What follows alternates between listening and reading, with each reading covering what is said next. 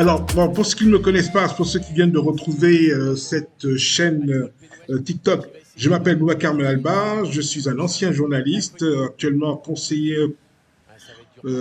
pas conseiller, je dirais plutôt responsable, j'ai un spécialiste en communication, communication des entreprises et aussi renforcement des capacités. Je travaille à l'agence de la couverture maladie universelle où je m'occupe de la communication entre autres choses et j'ai développé depuis quelques temps une activité dans le domaine de la formation, dans le renforcement de capacités. Alors la formation avec deux volets. Le premier volet c'est la prise de parole en public et le leadership et aussi j'interviens très régulièrement en direct tous les samedis à partir de 15 heures. Mais par contre, là, on parle moins de prise de parole en public, on parle plus de leadership, mais surtout de tout ce qui tourne autour du marché de l'emploi, c'est-à-dire comment faire de vous un très très bon candidat, vous donner tous les trucs et astuces pour vous permettre de faire un entretien dans les meilleures conditions possibles.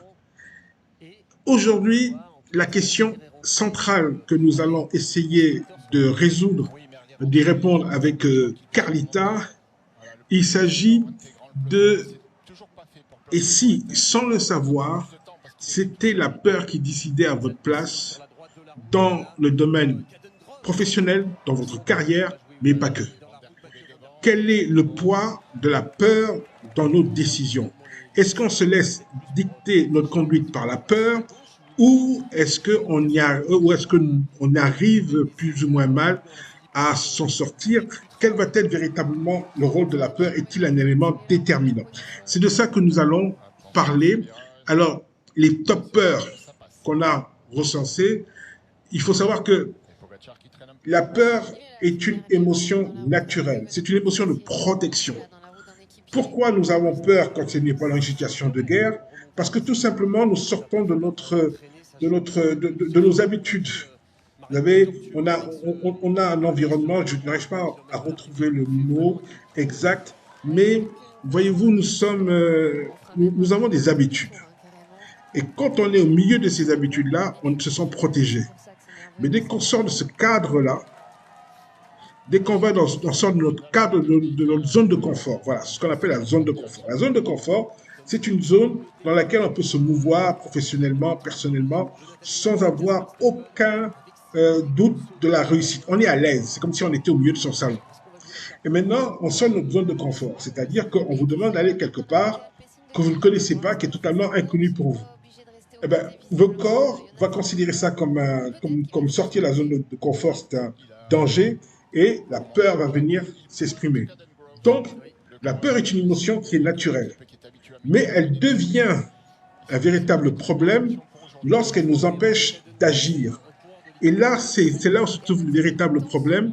Très souvent, on n'arrive pas à agir, on est bloqué par la peur. Je vais vous donner juste un exemple. Ah voilà, Carlita est arrivée, ça tombe bien.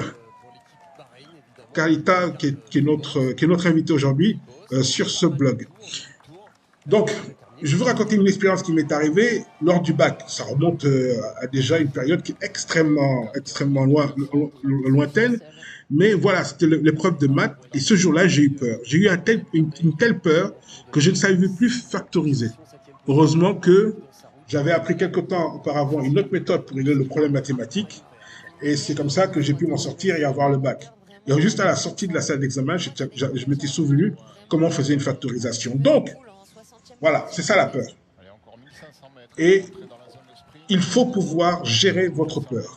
Carlita est parmi nous. Bonjour Carlita, j'espère que tout va bien. Je ne t'entends pas.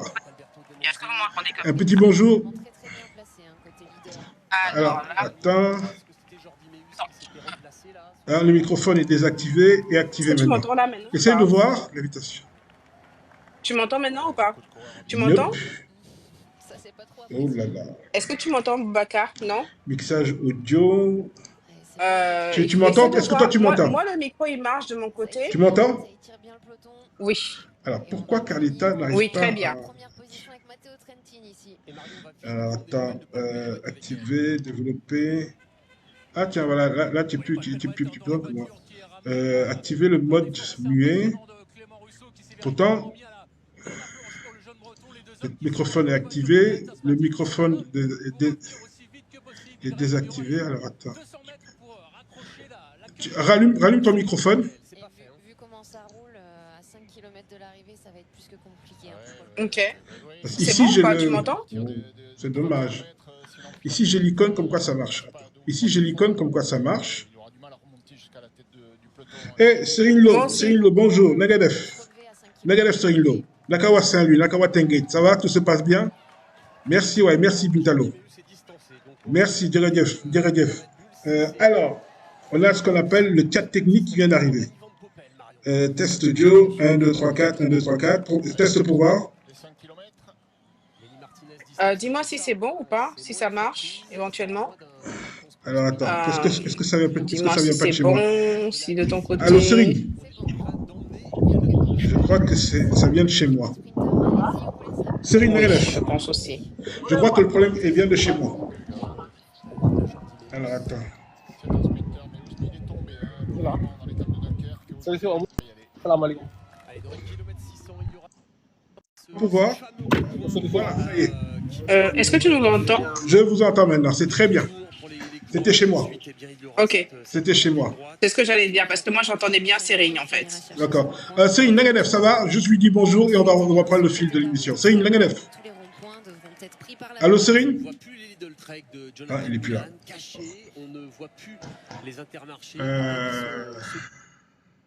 Céline. Bon. Ok. Allez, on y va. Judith, non, Carlita, tu es où? Voilà, Carlita. On va pouvoir démarrer le live. Ça y est, Ok, tu es là? je suis là. Je pense juste qu'il y a des effets qui se sont rajoutés sur mon truc là. Ok, c'est bon. Euh, Ah oui, je vois des, je vois des effets. J'ai bien compris. J'ai Il y a comme si j'ai c'était. dû certainement, voilà, des bulles, je crois. Ouais, c'est ça, des bulles, ouais. Euh, j'ai- ok, d'accord. Attends, que je revienne sur mon là et attends que je comprenne un peu. Ok, c'est bon. Je crois que là c'est parti. Je pense, oui, c'est parti.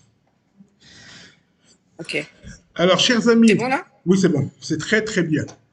Alors, aujourd'hui, nous avons une invitée qui est de retour, hein. Bon, est-ce que je peux encore expliquer ça à une invitée? Ça fait déjà 2 fois que tu viens de nous retrouver Oui. sur cette chaîne. Alors, pour ceux qui ne le sauraient pas, je t'ai demandé de m'envoyer ta bio, mais comme tu l'as pas fait, je vais me débrouiller avec ce que j'ai pu trouver à gauche et à droite. Si, je te l'ai envoyé. Regarde sur ton WhatsApp, je te l'ai envoyé. Super. Alors, super. Je vais pouvoir faire le nécessaire tout de suite. Par contre, le temps, si tu permets juste une petite suggestion, Oui. le temps que tout le monde nous rejoigne en multipanel, est-ce que tu peux juste nous mettre nous deux? Comme ça, au moins on est au moins côte à côte ou un truc comme ça, plutôt que ce soit un selling multiple. J'avoue que je ne sais pas comment faire ça encore, mais je ne sais pas comment enlever les autres budgets. D'accord, ok. Mais bon, Bah, écoute, c'est pas grave. c'est pas un souci. Juste le temps que tu gères ça, je vais juste dire à mon réseau aussi qu'on est en direct. Ok, bah écoute, on va parler de toi. Je sais que tu adores ça. Non, je taquine. Carlita est la fondatrice et elle est CEO du Success Leadership Academy. Alors, c'est une experte en neurosciences du leadership et stratégiste en transformation personnelle. Donc, toutes les questions qui tournent autour de ces transformations personnelles, du PNL, tout ça, c'est vraiment sa spécialité. Elle a 20 ans d'expérience, surtout à l'international, où elle a accompagné des cadres dirigeants et des entrepreneurs sur 3 continents avec leur développement personnel. Sa méthodologie combine neurosciences, programmation neurolinguistique, stratégie de leadership pour libérer le potentiel de ses clients. Et elle est créatrice de méthodes exclusives de Neural, de Pose. Et Carlita est reconnue pour son approche transformationnelle qui permet d'obtenir des résultats mesurables et durables. Bonjour Carlita. Bonjour Boubacar. Alors Carlita, très Oui, important dis-moi. de fixer un petit peu ce dont nous allons aujourd'hui nous appesantir. Ce qui est très important, c'est que Mhm. carrière, décision et entretien, c'est la peur. Et si c'est la peur qui décidait un petit peu pour nous, j'ai raconté tout à l'heure une expérience qui m'est arrivée il y a de ça très longtemps quand je faisais le bac et que j'ai eu une peur qui est venue tout d'un coup. J'ai pas pu, j'ai eu un gros problème pour résoudre un problème de mathématiques. Et récemment, il y a la peur qui a failli me bloquer pour un contrat pour une personne qui voulait refaire tous ses réseaux sociaux. J'ai eu une peur qui m'a fait que j'ai pas réussi. Ça m'a vraiment bloqué. Et je me suis dit qu'il y a grosso modo 5 grosses raisons d'avoir peur et qui peuvent saboter les carrières. Moi, la première, c'est vraiment la Mhm. mienne, la peur de l'échec, qui fait que même dans les jeux de société, je déteste jouer aux jeux de société parce que je déteste perdre. Alors oui, pour les invités, ceux qui veulent participer à l'émission, vous nous donnez 30 minutes, le temps qu'on développe tous les sujets, et après vous venez et on échangera ensemble, on va discuter ensemble vous poserez vos questions, vous donnerez aussi vos impressions. Mais donnez-nous juste 30 minutes, le temps qu'on développe tout ce qu'on a à dire, d'accord? Donc, il y a la peur de l'échec, la peur du regard des autres, la peur du changement, le syndrome de l'imposteur. Ça aussi, j'ai un petit peu ressenti ça une ou deux Très, fois. très, très important. Parce qu'on se dit qu'on n'est pas légitimiste dans ce qu'on est en train de faire et donc on arrête. Et puis bien sûr, la peur du rejet en entretien, ça nous rappelle les sujets d'entretien d'embauche. Alors, Carlita, cette peur, est-ce que tu peux nous en parler? Est-ce que je peux en parler? Oui. Je pense même que est-ce qu'on peut en parler ensemble puisque je vais essayer de développer. Désolée, j'ai préparé comme un petit PowerPoint, donc je vais essayer de le suivre parce que je me suis dit, contrairement à la dernière fois où c'était un sujet un peu plus relax, la peur est un sujet très important et j'ai eu beaucoup de personnes qui m'ont interpellé en inbox, à ma grande surprise d'ailleurs parce que je m'attendais pas à ce que ce sujet ait autant de répondants en termes d'audience, mais des gens, même des proches, etc., sur des sujets, voilà. Et la peur, juste pour démarrer, c'est quelque chose qu'on crée par rapport à son vécu, comme tu l'as dit tout à l'heure, par rapport à nos expériences, par rapport à notre perception de nous-mêmes, par rapport à comment est-ce qu'on pense que les autres nous perçoivent. Mais en gros, c'est ce qu'on appelle, c'est des sujets qu'on appelle un élément psychomoteur, c'est-à-dire que ce n'est en réalité justifié ou prouvé par rien du tout, et c'est juste nous, par rapport à nos ressentis, nos sentiments, nos émotions ou nos expériences du passé, que nous avons en fait ce sentiment de peur-là. Et donc, je vais essayer, en tout cas, le temps qu'on est ensemble, de le développer un peu, comme je disais, en donnant des explications, en expliquant un peu la science derrière et en donnant des techniques pour pouvoir justement aller au-delà. Donc, vous allez m'excuser si je regarde pas toujours l'écran, c'est parce que j'ai vraiment pris le temps de faire des recherches et de vraiment, comme je le dis, présenter le document un peu comme un PowerPoint. Donc, je vais d'abord, dans un premier temps, pas besoin de me réintroduire, Babacar a fait ça très bien, la bio que mon équipe a faite. Et je suis toujours très étonnée d'entendre toutes ces choses parce que j'ai pas l'impression qu'on parle de moi. Mais bon, ça après, c'est quelque chose de normal. Donc, juste pour recadrer, l'idée ici, c'est de voir dans quelle mesure est-ce que la peur, en tout cas votre sentiment de peur ou d'inadéquation, pour être plus précise, décide pour vous. Donc, si tout de suite je vous dis de fermer vos yeux et ou de vous imaginer dans le noir, la plupart d'entre vous en ligne auront d'abord un sentiment de peur. Parce que dans notre inconscient, on nous a toujours dit que le noir était synonyme de quelque chose de peur. La nuit, l'obscurité, etc., a toujours été quelque part allié de façon dans notre tête à quelque chose qui fait peur, à quelque chose où il y a un monstre qui va venir, où il y a quelque chose d'inattendu qui va nous surprendre. Donc, c'est justement ce côté où nous sommes nombreux, justement, quand on parle maintenant du monde du travail, à se dire que soit on n'est pas compétent, ou des fois, on ne se sent pas prêt, ou comme tu l'as dit tout à l'heure, on a peur d'échouer. Et j'aime bien, quand on parle de la peur d'échouer, le contraster avec, en réalité, la peur de réussir. Il y a aussi ça. Tu l'as pas cité tout à l'heure, mais il y a justement un gros facteur où il y a des personnes qui sont super brillantes, et qui justement se rétrécissent, comme j'aime le dire, ou qui limitent ou se limitent pour justement cadrer dans ce ils pensent que les gens attendent d'eux. Ou en tout cas, qu'ils n'aiment pas se faire voir ou n'aiment pas en tout cas se faire remarquer. Donc, ils vont réduire leurs compétences de façon inconsciente pour juste pouvoir entrer dans le moule de ce qu'ils pensent que les gens attendent d'eux. Donc, il y a différentes choses qui peuvent expliquer ce sentiment qu'on a d'inadéquation, ce sentiment qu'on a de la peur de l'inconnu ou tout simplement de malaise par rapport à ce qui pourrait être. Donc, c'est vraiment, dans un premier temps, on va décoder, que j'ai appelé décoder les blocages invisibles. Ça vient tout simplement, au niveau de notre cerveau, on a un organe qui s'appelle l'amygdale. L'amygdale, c'est un peu le centre neuronal de la peur. Et c'est celui qui déclenche généralement les réactions qu'on a face à un événement, face à une situation, face à un objet, face à un animal, etc., de combat ou de fuite. Donc, dans le monde professionnel, ça ressemblerait à quelque chose qui nous menace. Par exemple, ici, on parle de plan de carrière, on parle de promotion, on parle d'un certain nombre de choses.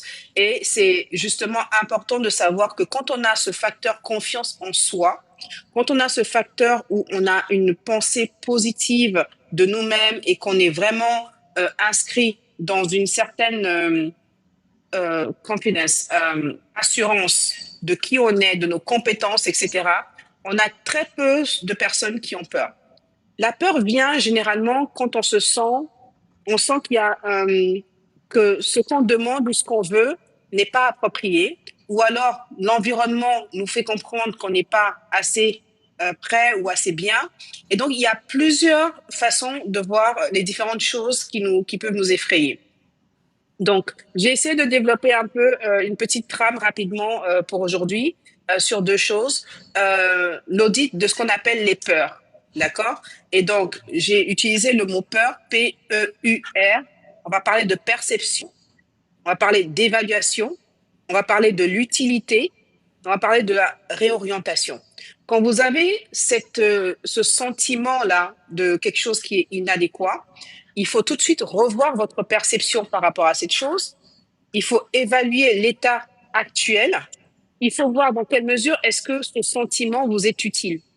Est-ce que c'est quelque chose qui vous motive à vous surpasser, c'est-à-dire à vous préparer peut-être mieux sur les angles ou les aspects où vous ne vous sentez pas prêt, et tout de suite réorienter cette peur vers quelque chose qui nourrit et qui vous fait grandir. D'accord? Donc, identifier une situation professionnelle, par exemple. Si je prends ton cas, par exemple, ou bien tout le monde dans le public peut faire l'exercice, hein, mais Bakar, comme tu es en ligne avec moi, on va faire un exercice très, très rapide avec cette technique. Première chose, tu vas identifier une situation professionnelle qui pourrait te mettre mal à l'aise ou qui pourrait t'effrayer. Quand tu l'as, tu me dis? Oui, oui. OK. Donc maintenant, on va partir sur la partie perception. Comment est-ce que tu te sens? Comment est-ce que tu vois cette situation de façon tout de suite? Quels sont les premiers sentiments que tu as? Et qu'est-ce que tu ressens sur le plan physique? À quoi tu penses? Quels sont tes automatismes? Quand je pense à l'événement, À bon, l'événement ou à la situation? tout de suite que c'est négatif, c'est problématique, je vais pas y arriver. En fait, je sors totalement de ma zone de confort. C'est quelque chose, je vais dans un truc OK. totalement Maintenant, inconnu. Et surtout, l'échec. OK, très bien. Maintenant, on va faire une évaluation comme si on faisait un audit. Sur une échelle de 1 à 10, quel est le risque réel pour que tu échoues à ce truc? De 1 à Le risque 10, réel. ça, Oui. sérieusement, c'est asymptotique à zéro. En toute Donc, objectivité, ton risque d'échec est de 0. On est c'est-à-dire d'accord? que, c'est-à-dire que, objectivement, si j'enlève la peur, je vois pas pourquoi je ne réussirais pas. Exactement. Et c'est sur ça que je veux venir. C'est-à-dire que si tu reviens en utilisant cette trame que je partage avec vous aujourd'hui, que j'ai conçue vraiment spécialement pour l'émission d'aujourd'hui, quand tu évalues cette situation, tu te rends compte qu'en réalité, quand tu prends un stylo, quand tu marques, par exemple, tes sensations, ça c'est la technique en fait que j'utilise avec les clients. J'avais pas fait la trame peur comme ça, Mais en fait, c'est une technique que j'utilise. Mais sauf qu'aujourd'hui, avec la préparation qu'on a eue depuis 3 semaines que tu m'as dit, j'ai vraiment pris le temps de travailler dessus.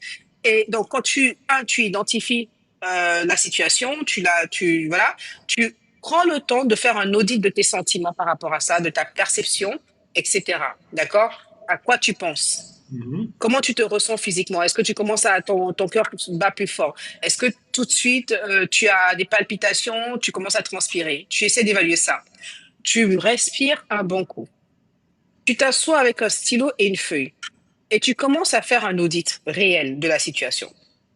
Où est-ce que tu en es? Qu'est-ce que tu sais par rapport à la situation? Quels sont les facteurs risques qui peuvent venir vraiment de façon, sur une échelle de 1 à 10, jouer sur le fait que tu puisses échouer à cette situation-là?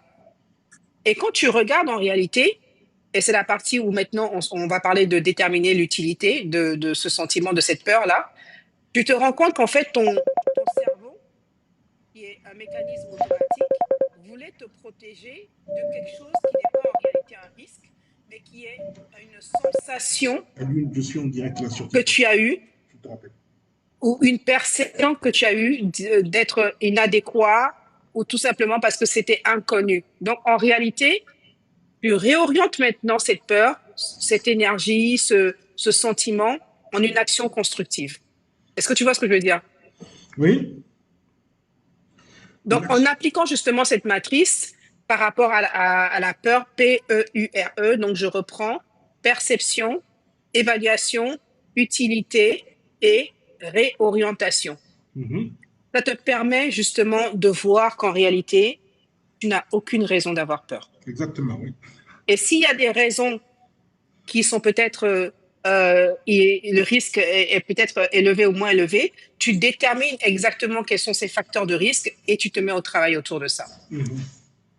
D'accord?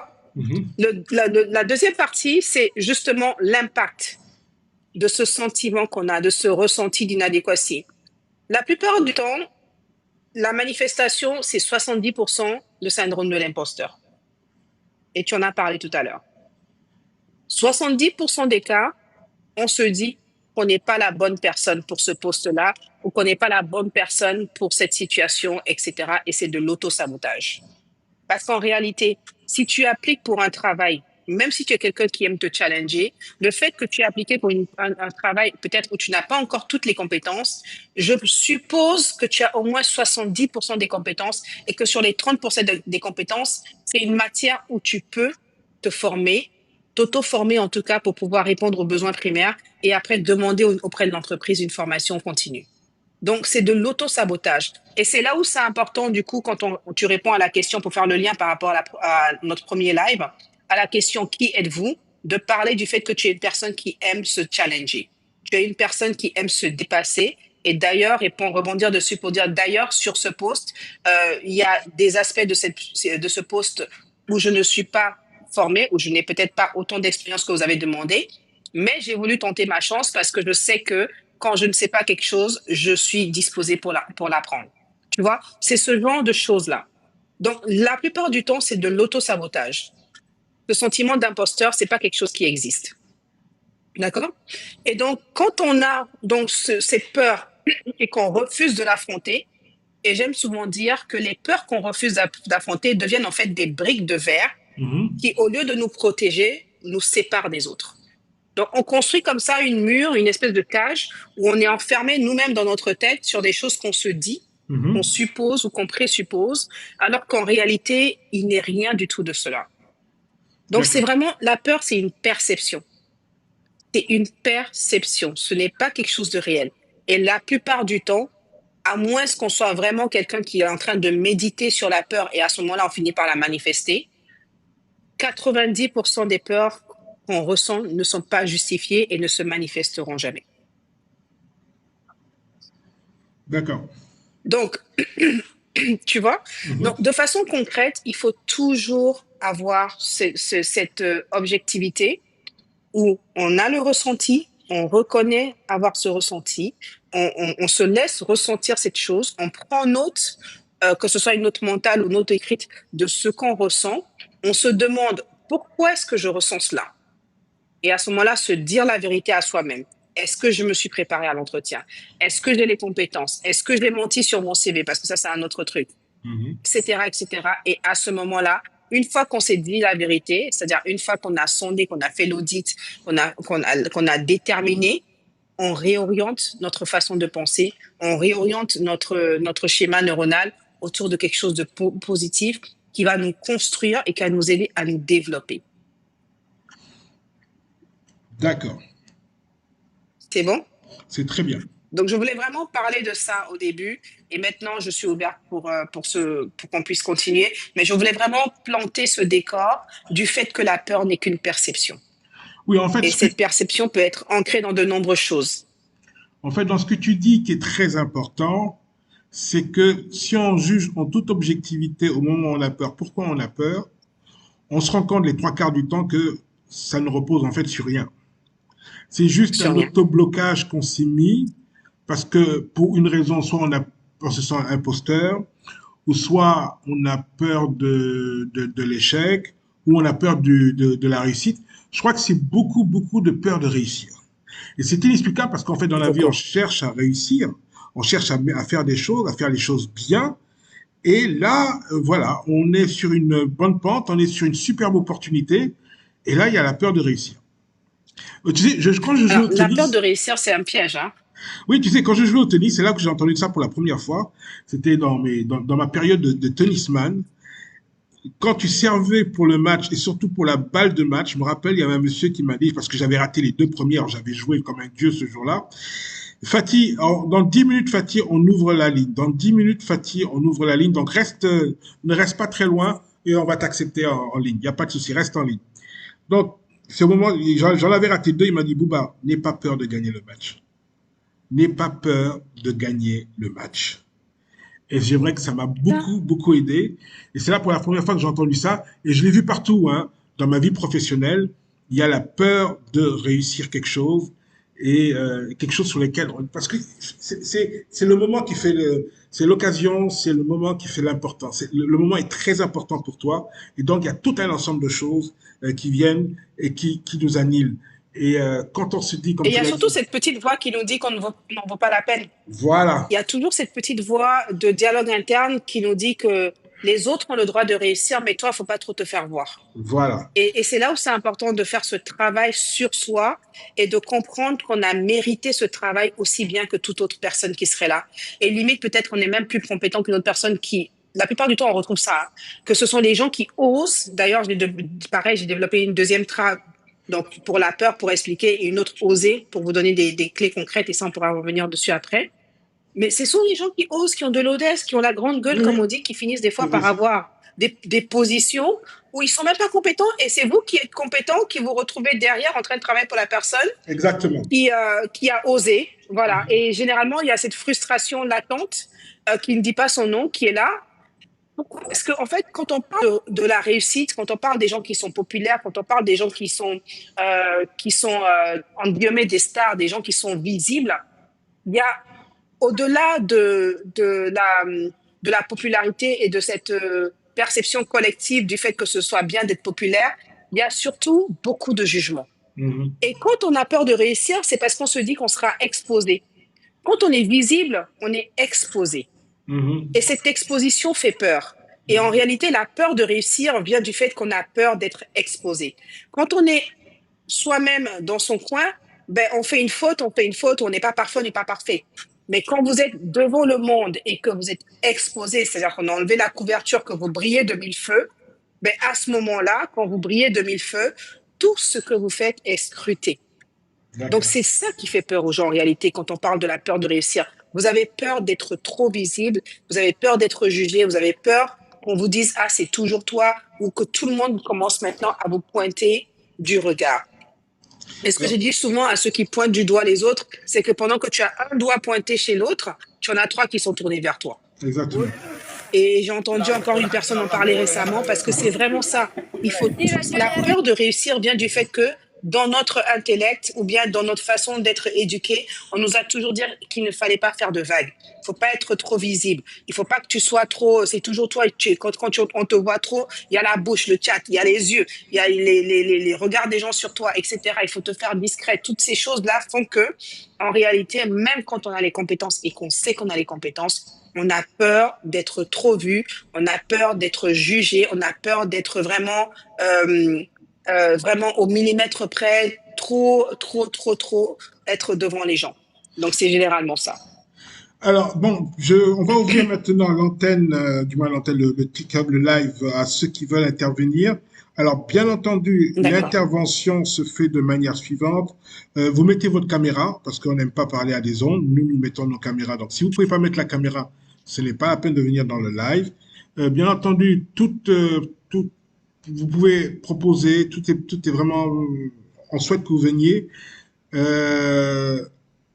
Vous posez vos questions, il n'y a pas de problème, on répondra autant que faire se peut.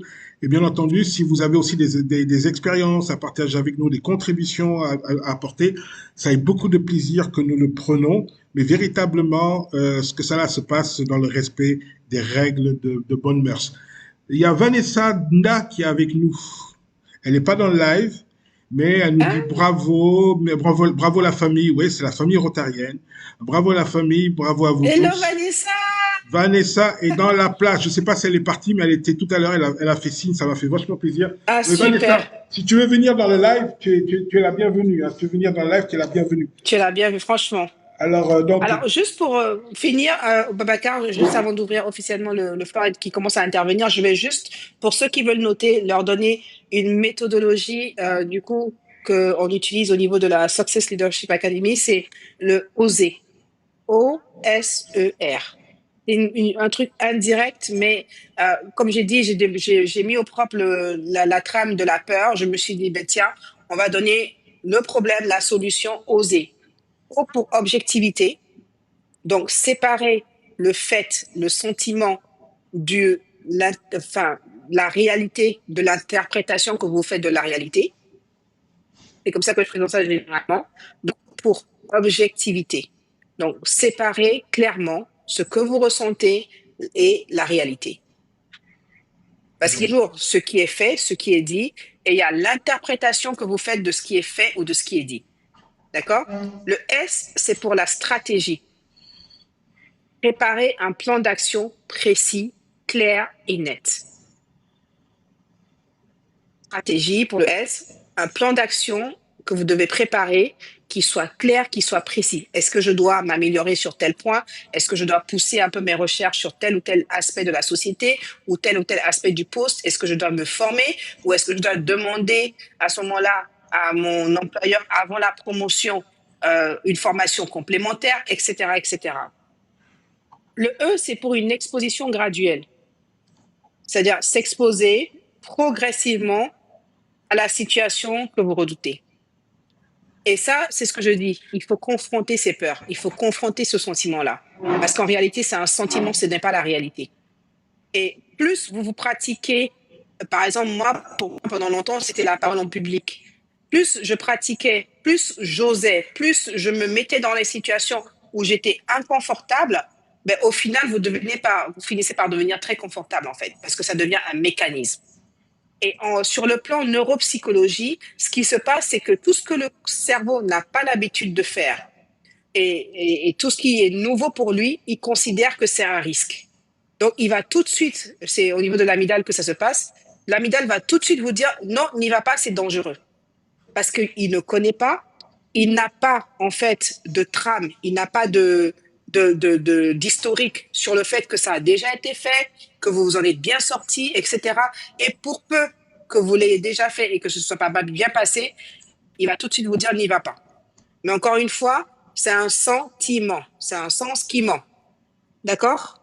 Donc, O pour l'objectivité, S pour la stratégie, E pour l'exposition graduelle, la pratique régulière. Et en termes de programmation neurolinguistique, il faut 21 jours pour créer une nouvelle habitude et 90 jours pour carrément sédentariser cette habitude-là, que ça devienne un réflexe. D'accord? Donc, C'est la règle des 21-90. est-ce que tu peux reprendre cette Donc, partie-là et qui le paraît... R, Est-ce que tu peux reprendre cette d'accord. partie-là Donc, qui sur le paraît plan très important? D'accord. Sur le plan neuropsychologique, pour que quelque chose devienne une habitude, il faut 21 jours. Parce qu'en fait, prenez de nouvelles habitudes, quand vous créez une nouvelle routine, ce qui se passe, c'est que votre cerveau crée de nouvelles connexions au niveau de vos neurones. C'est ce qu'on appelle les voies neuronales. Donc, vous créez de nouvelles voies neuronales. Et pour que cette voie neuronale soit vraiment établie, il faut compter 21 jours. Et pour que ce soit ancré et que ça devienne presque un réflexe, il faut compter 90 jours.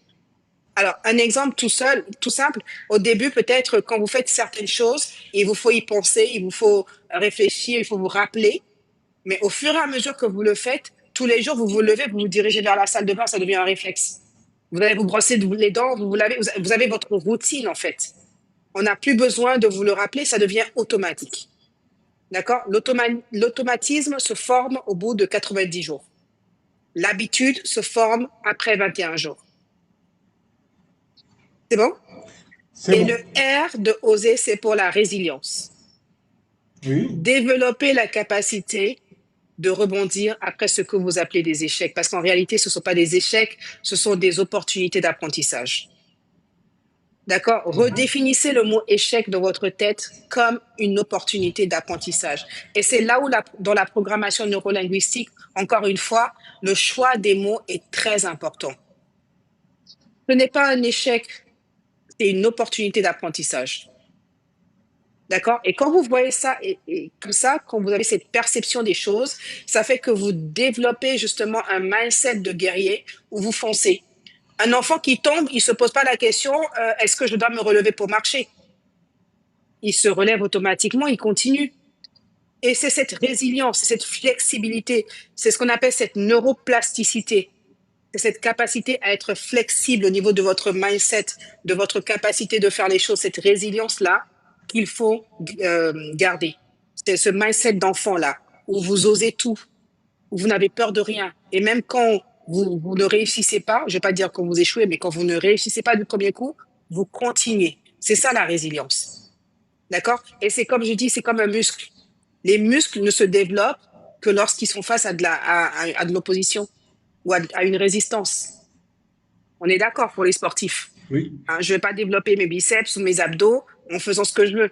Il y aura de la douleur, il y aura des choses qui ne vont pas me plaire, mais en tout cas, je vais continuer jusqu'à ce que j'atteigne mes objectifs. Et c'est comme ça qu'il faut penser. Donc, il y a aussi ce qu'on appelle le protocole 3-2-1. Protocole 3-2-1, c'est 3 respirations profondes. Ça, c'est sur le plan maintenant physique, parce que la première, c'était sur le plan un peu psychologique et métaphysique. Là, sur le plan physique, la technique de protocole 3-2-1. 3 respirations profondes pour activer le système parasympathique. D'accord? Vous m'entendez? Oui, on t'entend. On est là avec toi. D'accord. Donc, 3 respirations profondes pour activer le système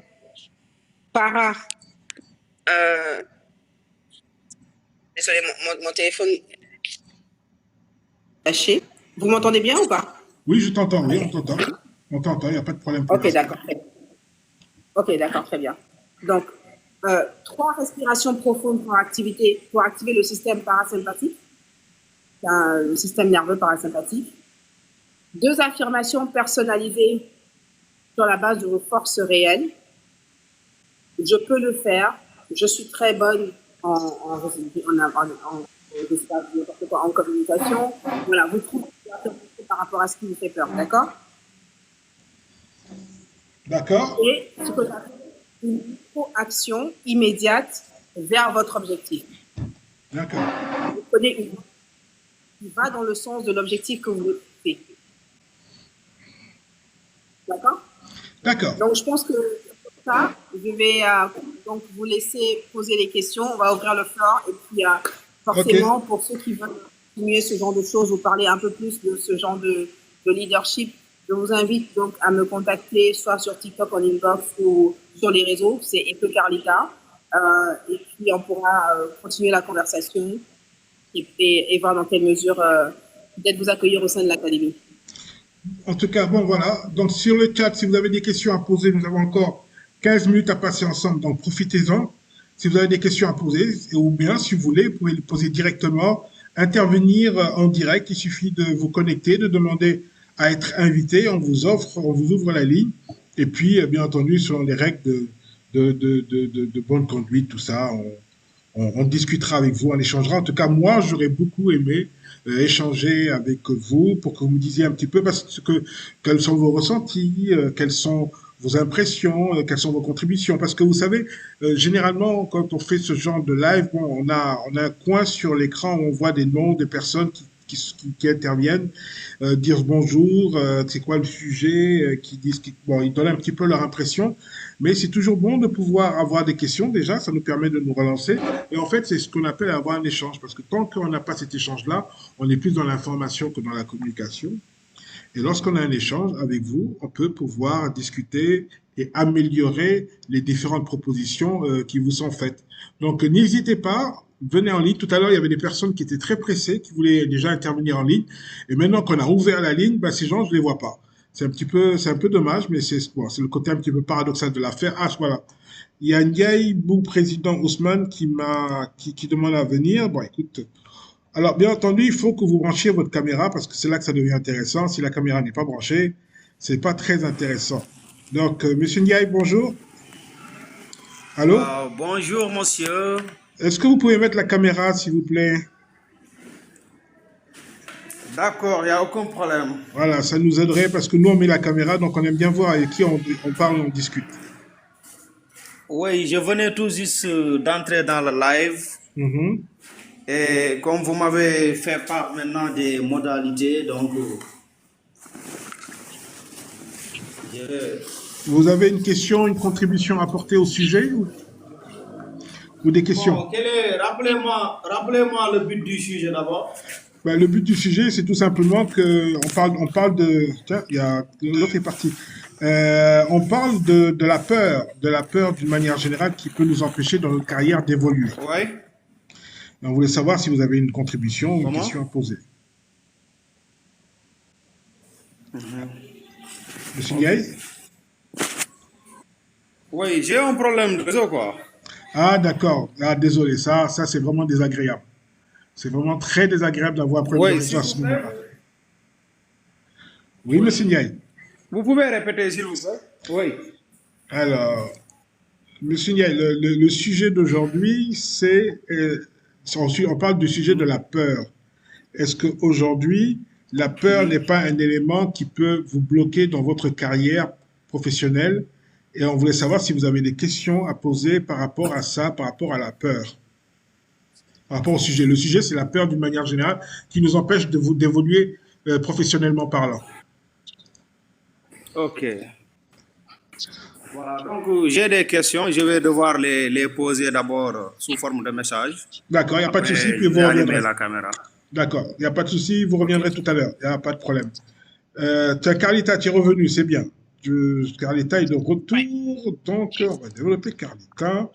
On a Bakumba, bonjour. Bonjour monsieur, comment vous allez? Je vais très bien, merci. Bonjour. Est-ce que vous pouvez mettre la caméra? Ce serait plus sympa. La caméra là, il me dit you'll connect using audio only. I don't know how to connect my. Vous savez Il pas faut comment. peut-être sortir Voilà, ça y et est. revenir alors. Voilà, essayez de voir si vous pouvez mettre la caméra maintenant. Ah, ça a sauté. Ça, c'est les problèmes techniques. On a nos invités. J'espère qu'il va revenir. J'espère qu'il va revenir. Donc, Nia a dit qu'il poserait ses questions dans le chat. Donc, j'attends les questions de Niaï. Bonsoir. Sinon, Boubacar, Vas-y.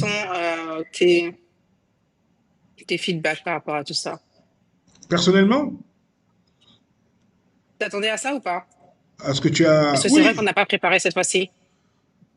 Alors, s'il y avait un problème, je l'aurais dit. Hein. Tu sais, moi, quand il y a quelque chose, quand je dois dire quelque chose, je le dis sans problème. Non, ça me va. Ça me va sans souci. Ça correspond plus ou moins. Ça correspond à ce que j'ai voulu. Il y a le côté stratégique. de comment nous va faire comprendre l'essentiel, c'est que la peur, c'est plus nous qui nous la mettons qu'autre chose, elle n'existe pas en tant que telle.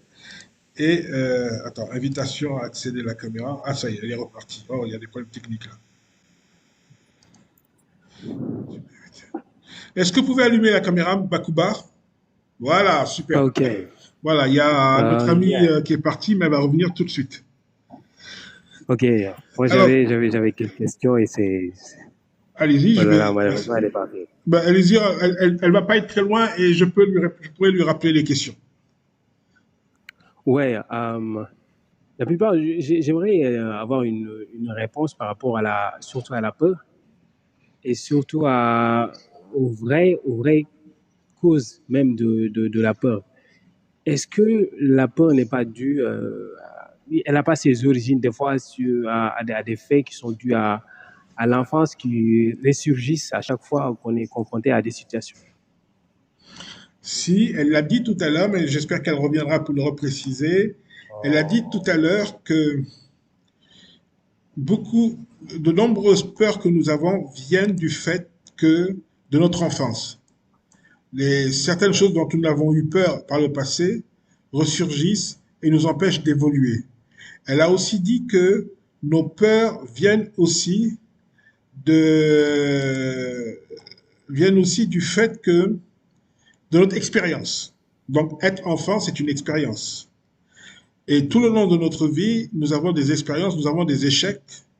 Par exemple, nous les hommes, quand vous avez eu 2 ou 3 échecs avec les dames, c'est plus difficile d'aller faire la cour derrière. Bon, voilà, c'est le petit côté que je voulais amener par rapport à cela.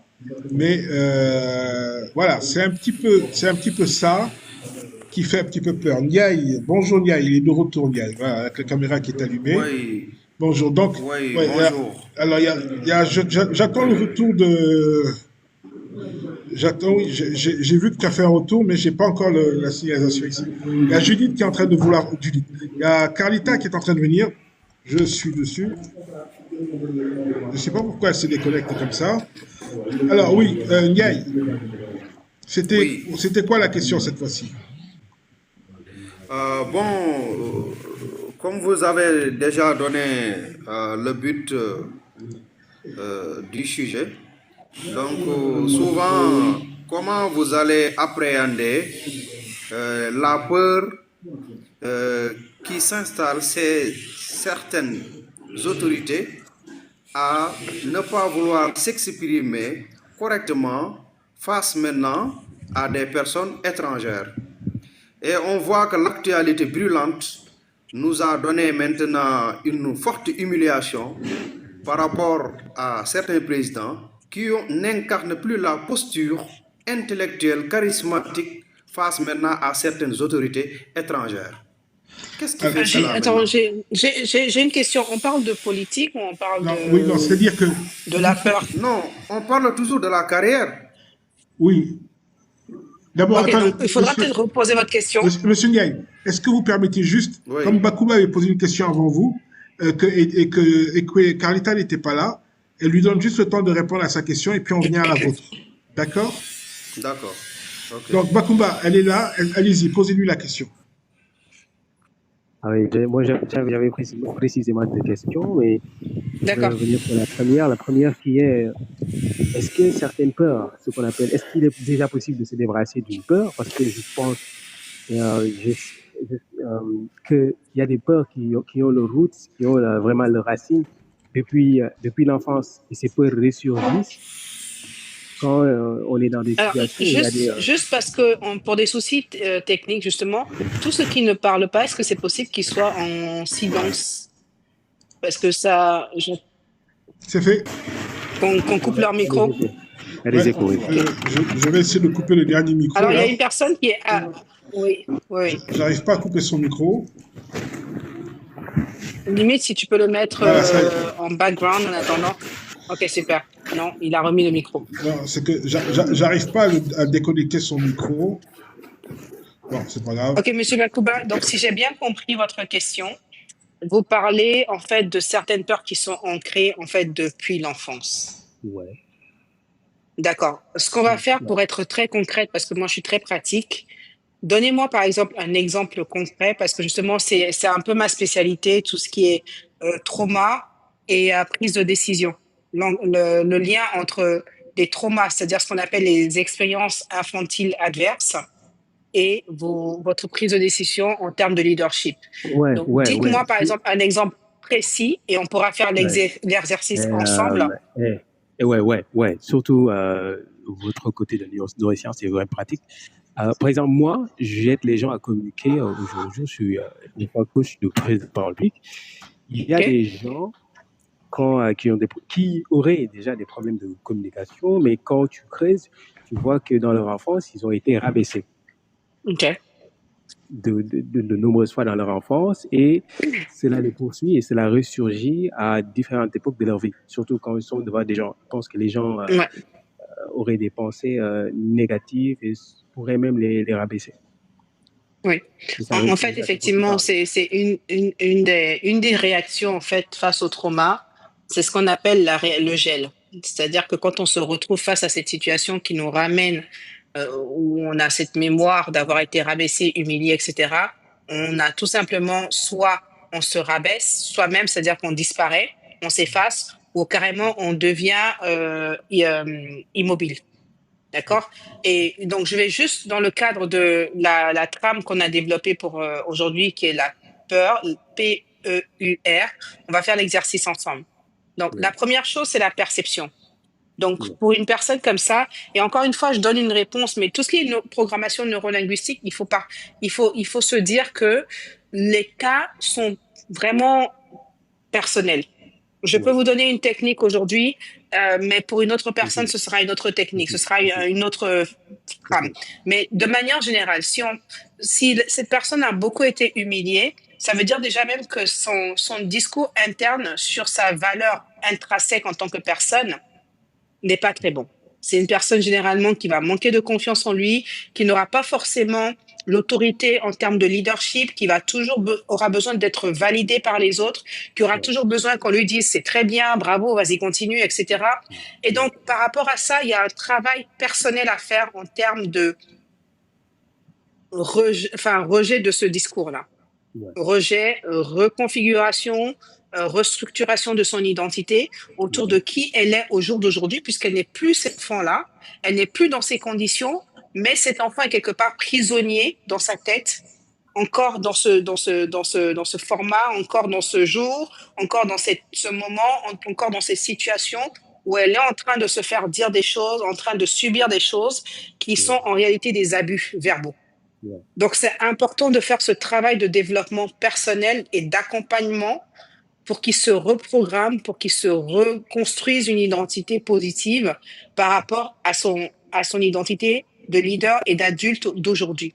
La deuxième chose, donc, si on revient donc à la trame, la peur, la perception. Donc, quelle est cette perception qu'il a de lui? La deuxième, c'est l'estimation. C'est-à-dire, quand on regarde de façon concrète, quand on évalue la situation dans laquelle il est au jour d'aujourd'hui en termes de prise de parole de soi, il prend la parole devant qui? De quel sujet il va parler? D'accord? Est-ce que c'est un sujet qu'il maîtrise? Est-ce que c'est un sujet qu'il ne maîtrise pas? Donc, par rapport à ça, quels sont les risques réels d'échec, en guillemets, même si c'est un mot que je n'aime pas? D'accord? Quels sont les risques réels pour qu'il ne réussisse pas cette prise de parole-là? Et donc, par rapport aux résultats qu'on aura sur une échelle de 1 à 10, on pourra refaire le travail de savoir comment réorienter cette peur pour qu'elle soit utile, ce sentiment-là, pour que ce soit utile à l'objectif qu'il veut atteindre. Et c'est là où la réorientation, la reconstruction positive, le recadrage et la reprogrammation, le dialogue interne doit changer. J'espère que j'ai pu répondre à votre question. Ah ouais, ça a été clair, vraiment clair. D'accord. Ça a été clair. Merci. Merci beaucoup. Je vous en prie. Merci beaucoup, Bakouba, et puis bonne continuation. Bakouba, tu es à Dakar? Ah ouais, moi je suis à Dakar. Oui. Je suis à Dakar. Et qu'est-ce que tu fais? Je suis à Dakar et... Si c'est pas un sein, moi je suis à la cellule de communication du coup à l'université de Dakar. D'accord.